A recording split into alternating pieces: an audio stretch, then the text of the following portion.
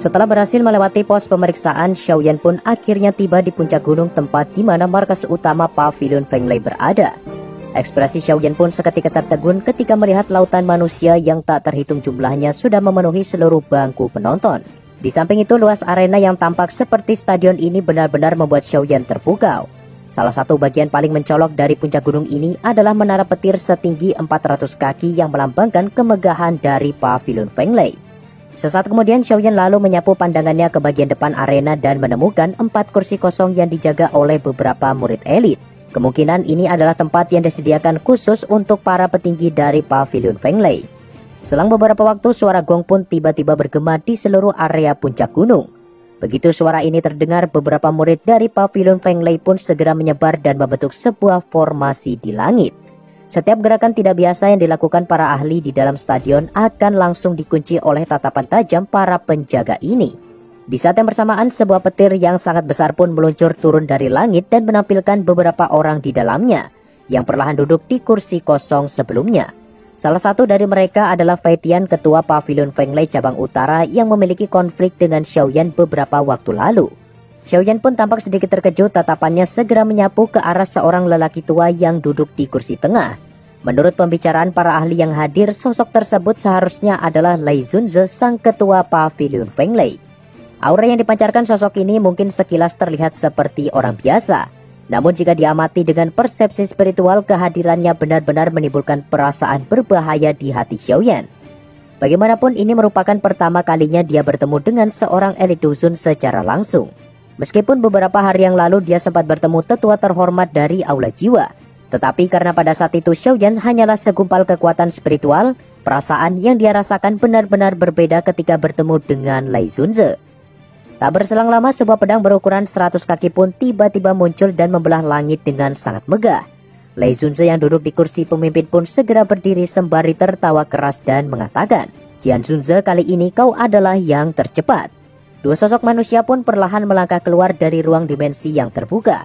Salah satunya adalah Tang Ying, jenius muda yang memiliki hubungan baik dengan Xiaoyan.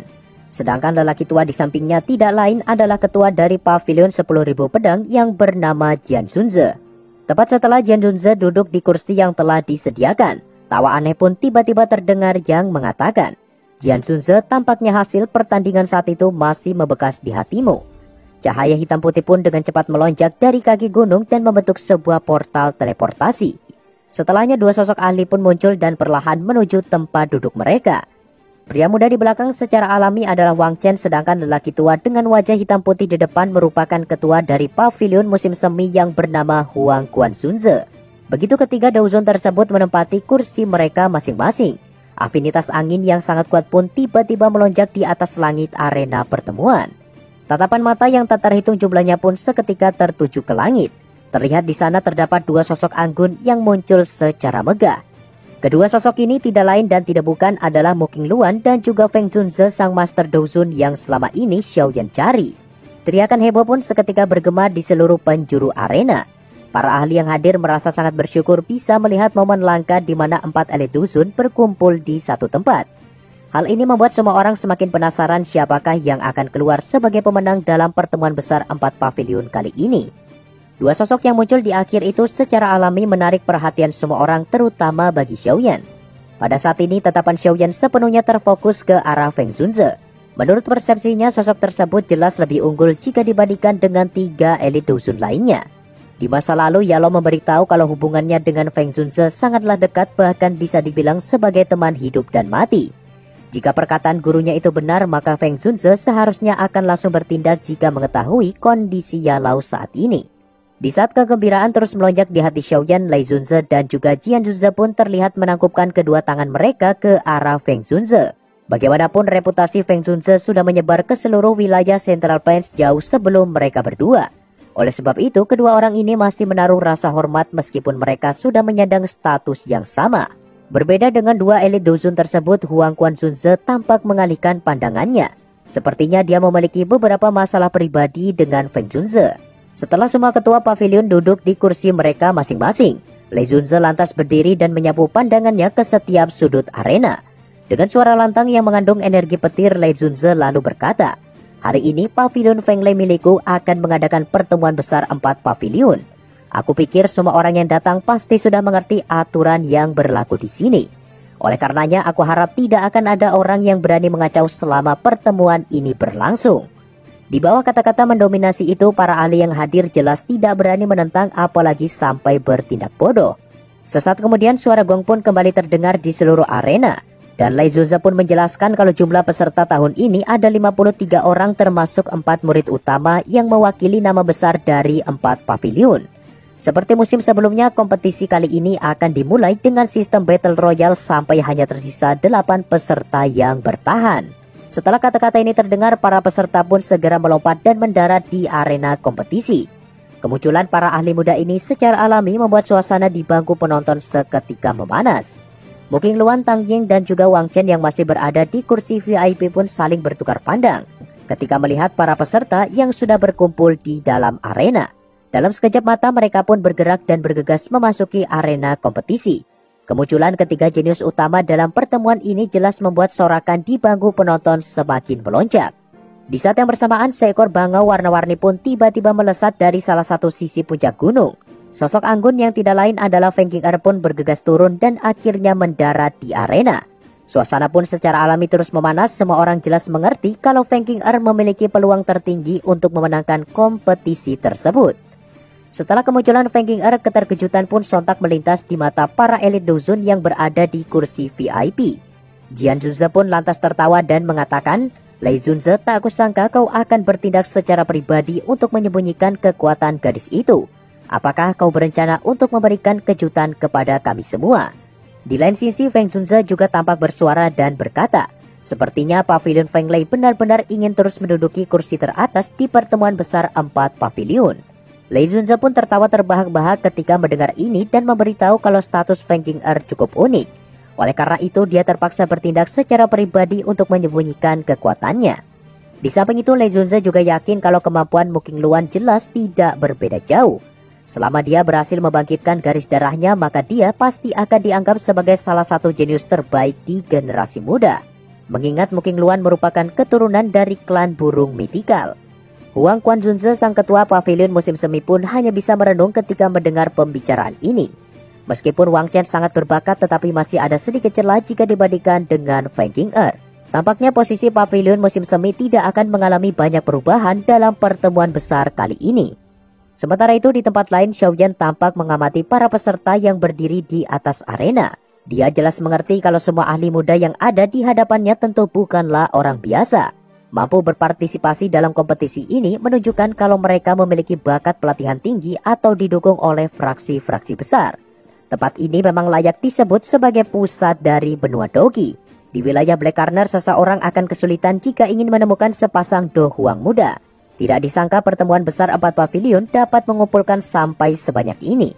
Di saat Xiaoyan masih dipenuhi rasa kagum, tatapannya tiba-tiba terhenti ke salah satu peserta. Dari kejauhan, Xiaoyan bisa melihat wajah yang begitu familiar. Orang yang muncul di depan mata Xiaoyan secara mengejutkan ternyata adalah Lin Yan. Setelah pergi meninggalkan kekaisaran Jiama kala itu, Xiaoyan memang belum bertemu kembali dengan Lin Yan dan yang lainnya. Tidak disangka mereka akan kembali bertemu di tempat berbahaya seperti ini. Dikarenakan semua peserta sudah berkumpul, Lei Zunze yang berada di kursi pemimpin pun perlahan melambaikan tangannya dan menyatakan kalau pertemuan besar 4 pavilion secara resmi dimulai. Setelah kata-kata Lei Zunze terdengar, suasana di atas arena pun seketika berubah menjadi tegang. Semua ahli sontak menunjukkan kewaspadaan tinggi dan terus mengawasi pergerakan satu sama lain. Dikarenakan posisi 4 besar sudah dipastikan akan diamankan oleh para jenius dari 4 pavilion. Dengan kata lain, 49 ahli yang tersisa harus bersaing sekuat tenaga untuk memperebutkan 4 posisi yang tersisa. Xiaoyan yang berada di bangku penonton pun terus mengawasi pergerakan Lin Yan dari kejauhan. Menurut penglihatannya, kekuatan Lin Yan saat ini seharusnya berada di bintang 4 Do Huang. Meskipun kekuatan ini dianggap cukup bagus di tempat lain, tetapi Xiaoyan ragu Lin Yan mampu bertahan dalam kompetisi tersebut. Tentu saja peningkatan Lin Yan ini sudah termasuk sangat cepat. Mengingat terakhir kali mereka bertemu, kekuatan Lin Yan masih berada di level doang. Xiaoyan menduga kalau pencapaian Lin Yan itu kemungkinan besar didapatkan berkat bantuan sesuatu. Sama halnya seperti Xiaoyan yang mendapat berkah dari kolam darah surgawi. Namun untuk beberapa alasan, Xiaoyan cukup penasaran mengapa Lin Yan tidak datang bersama Lin Xiuya dan juga Liu Qing. Mengingat setelah ketiga orang ini membantunya memberantas sekte Yunlan di masa lalu, mereka pamit secara bersamaan. Bahkan Xiaoyan sampai belum sempat untuk membalas budi atas bantuan yang sudah mereka berikan. Sementara Xiaoyan masih terjebak dalam pikiran ini, pertempuran sengit di atas arena pun akhirnya dimulai. Hanya dalam waktu singkat, seluruh arena pertarungan kini benar-benar telah berubah menjadi kacau. Lebih dari 50 ahli dohuang saling bertukar pukulan secara intens untuk saling menjatuhkan. Dalam pertarungan Battle Royale semacam ini, sebagian ahli pun memutuskan untuk bekerja sama. Dengan begitu, peluang mereka untuk menang akan semakin besar. Suara benturan doki bercampur teriakan para penonton pun terus bergema di seluruh sudut arena. Meskipun semua peserta yang mengikuti kompetisi ini merupakan ahli dohuang, tetapi karena situasi yang terlalu kacau, sebagian dari mereka pun tampak menerima luka yang cukup parah. Setelah kekacauan berlangsung sekitar 10 menit, lebih dari selusin ahli pun akhirnya menyerah dan pergi meninggalkan arena. Dengan cedera yang mereka alami, melanjutkan pertarungan hanya akan membuat kondisi tubuh mereka semakin buruk. Pertarungan Battle Royale semacam ini memang sangat sulit untuk diprediksi. Meskipun seseorang memiliki kekuatan di puncak dohuang sekalipun, tetapi jika peserta lain bekerja sama dan menyerang secara berkelompok, hal ini tentu akan sangat merugikan para ahli yang bertindak seorang diri. Di tengah persaingan ketat itu, Xiaoyan tampak merasa lega setelah melihat kalau Lin Yan ternyata masih bertahan di atas arena. Selain itu, Xiaoyan juga cukup kagum dengan kelincahan yang ditunjukkan olehnya. Sepertinya dia telah mendapatkan sebuah teknik do baru yang tidak kalah dengan langkah 3000 petir. Sesaat kemudian, Xiaoyan lantas menyapu pandangannya dan mengamati situasi di tempat lain. Meskipun kekacauan terus meningkat, tetapi Xiaoyan bisa melihat masih ada 4 lingkaran kecil yang aman. Pemilik dari area kecil ini tidak lain adalah para jenius dari 4 pavilion. Siapapun yang berani masuk ke dalam wilayah mereka akan langsung menerima serangan yang sangat dahsyat. Oleh karena itu, para ahli yang tersisa lebih memilih untuk mencari target lainnya. Seiring berjalannya waktu, peserta yang gugur dan menyerah pun terus bertambah. Situasi kacau di atas arena pun perlahan mereda dan kini hanya tersisa 11 peserta termasuk Lin Yan dan para jenius dari 4 pavilion. Meskipun berhasil selamat, tetapi Lin Yan secara alami menjadi orang terlemah yang tersisa. Selain Feng Qing'er dan 3 lainnya, 6 ahli yang bertahan semuanya berada di bintang 7 sampai 8 dohuang. Sebagai peserta terlemah, Lin Yan secara alami akan menjadi target selanjutnya yang harus disingkirkan. Dalam hitungan detik, salah satu ahli dohuang bintang 8 pun tiba-tiba melesat ke arah Lin Yan dengan kecepatan tinggi. Serangan mendadak ini sontak membuat Lin Yan mengerahkan kelincahannya dan mencoba mundur sejauh mungkin. Xiaoyan yang mengawasi jalannya pertarungan pun memutuskan untuk campur tangan jika sampai terjadi sesuatu yang membahayakan nyawa temannya itu. Namun di situ Xiaoyan merasakan ada sesuatu yang salah. Dengan kekuatan bintang 8 dohuang, ahli tersebut seharusnya bisa melukai Lin Yan dengan sangat mudah. Lantas mengapa dia hanya memaksa Lin Yan untuk terus mundur? Setelah mengamati lebih jauh, Xiaoyan akhirnya menemukan kalau ahli itu ternyata berniat memaksa Lin Yan agar memasuki area serangan Wang Chen. Lin Yan yang menyadari niat jahat itu pun segera menghentikan langkahnya ke area Wang Chen berada dan buru-buru untuk mengakui kekalahannya. Meski sudah menyerah, Wang Chen sama sekali tak menghiraukan hal tersebut dan tetap menyerang Lin Yan. Bagaimanapun menyiksa serta menghancurkan orang lain merupakan sebuah kesenangan bagi Wang Chen. Setelah menerima serangan telak yang dilancarkan oleh Wang Chen, Lin Yan pun sontak memuntahkan seteguk darah segar. Jika saja dia tidak menghindar di saat terakhir dan melindungi titik vitalnya, kemungkinan besar dia akan benar-benar mati. Tindakan kejam itu secara alami membuat para penonton merasa kesal dan menganggap Wang Chen sebagai orang tercela. Namun teriakan ini sama sekali tak mempengaruhi Wang Chen. Sebaliknya, dia justru semakin bersemangat dan berniat untuk menghabisi Lin Yan. Tepat ketika belati tajam milik Wang Chen akan menembus tubuh Lin Yan, sebuah kekuatan hisap pun tiba-tiba melonjak dari arah belakang dan langsung menarik tubuh Lin Yan menjauh dari arena pertarungan. Seorang pemuda berjubah hitam pun perlahan menepuk pundaknya dan mengatakan, "Apakah kau tidak memiliki hal lain yang lebih baik untuk dilakukan selain mengikuti kompetisi berbahaya semacam ini?" Suara familiar yang tiba-tiba terdengar di samping telinganya itu sontak membuat Lin Yan terkejut bukan main. Dia pun segera membalikkan badan dan menemukan kalau sosok yang telah menyelamatkannya itu ternyata adalah Xiaoyan. Meskipun penampilan Xiaoyan saat ini tertutup rapat, tetapi Lin Yan masih mengenalinya dengan sangat jelas.